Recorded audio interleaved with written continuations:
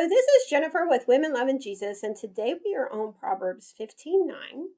The way of the wicked is an abomination to the Lord, but he loves him who follows righteousness. Now, this is similar to last week's proverb when it was talking about the sacrifice of the wicked.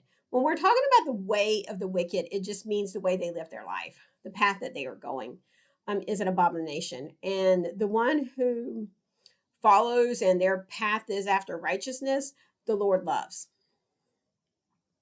Going over this verse, since we've had abomination in two verses back to back, I looked up the definition in Oxford Languages, and they said an abomination is a thing that causes disgust or hatred. After reading this definition, I just started thinking about things that are disgusting and what kind of response we would have. And I thought of if you've ever, I one time was cooking and cracked open a rotten egg. Now, if that's ever happened to you, it does not smell good. It does not look good. And maybe you're not expecting it.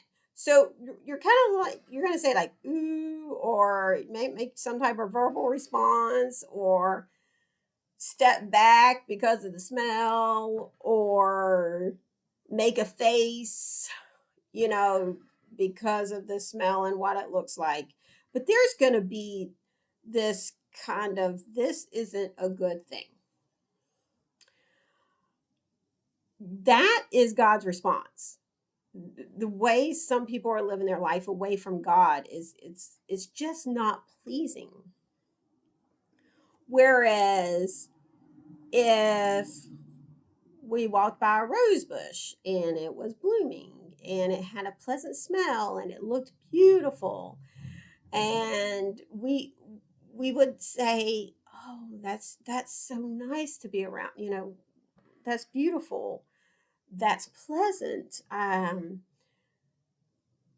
would want to go near it, maybe smell it, look at it, whatever we may do with the rose bush. That is what God is doing. There's certain ways of life that has a response of, ooh, that's not good, because he understands holiness, righteousness, what's good for us, and because he knows everything. And there's some things that are just pleasant because he knows what's good for us. He understands righteousness, holiness. If we came in contact with someone who had never known what a rotten egg smells like or looks like and never heard that before or understood what roses were, it would seem, what are you talking about? I don't understand. And sometimes we have to understand where God is coming from, not necessarily the way our culture says it or what we have been taught in the past. And we learn where God's coming from the Bible. This tells us what he thinks is a rotten egg. We don't get to make that definition up and say, this is what God thinks is a rotten egg. He will tell us. And what he says, if you live your life according to the wicked, away from God, that is like a rotten egg. It's an abomination. It is not pleasant to him. So I pray the Holy Spirit with the word today has encouraged you, and I thank you for listening.